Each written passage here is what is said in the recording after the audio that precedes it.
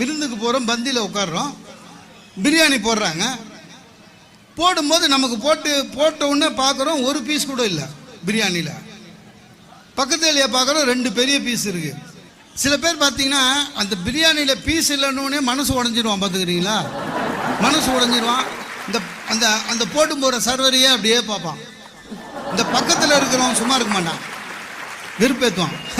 என்ன பீஸே இல்லை பொழுகுது அப்படின்வான். அதுக்கு இவன் என் விதியே அப்படிதான் சார், எங்கள் அம்மாவுக்கு நான் 7வது புள்ள. டை நீ முதல் புள்ளையா இருந்தால் பிரதமர் ஆகிடுவியா? அப்பவும் பீஸுக்காக எங்கேயோ கோயின்னு இருக்க போகிற. அப்படி இல்லை, நாம ரெடி பண்ணோம் சார். ஒன்றும் இல்லை, சர்வரை பார்த்து தம்பி பாஸ் ப்ரோ இங்கே வா, என்ன தலை எனக்கு வைக்கலன்னு உடனே நீங்கள் நினைக்கிறீங்க ஒரு சர்வரை வந்து பாஸு தலை ப்ரோ இதெல்லாம் சொல்லணுமான்னு. சொல்லலாம் சார், நமக்கு தேவை பீஸு இல்லை. கூப்பிடு, என்ன பாஸ் நம்மளை மறந்துட்டீங்கன்னா 6 பீஸ் வச்சுட்டு போவான்.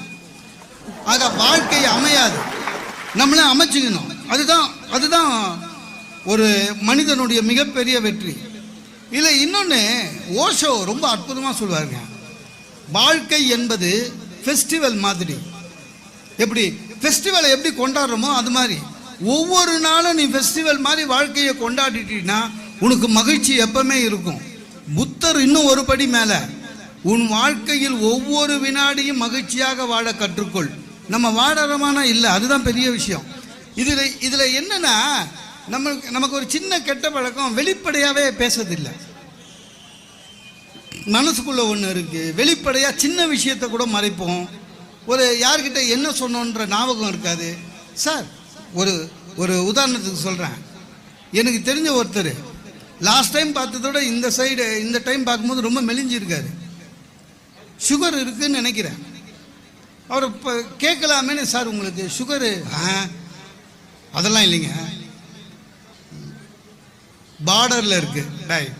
பார்டரில் இருக்குன்னா சுகர் இருக்குன்னு சொல்லிட்டு போனால் கேஸாக போட போகிறோம். இன்னைக்கு உனக்கு நாளைக்கு எனக்கு.